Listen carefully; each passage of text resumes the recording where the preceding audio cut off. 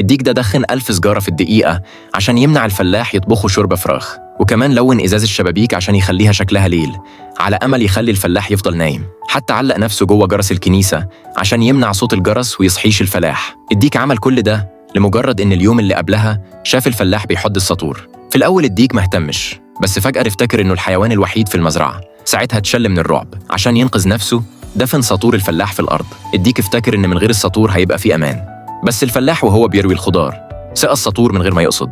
الساطور طالع من الأرض زي زرعة. الفلاح اتلخبط لما شافه، والديك لما لاحظ الموضوع اتوتر أكتر.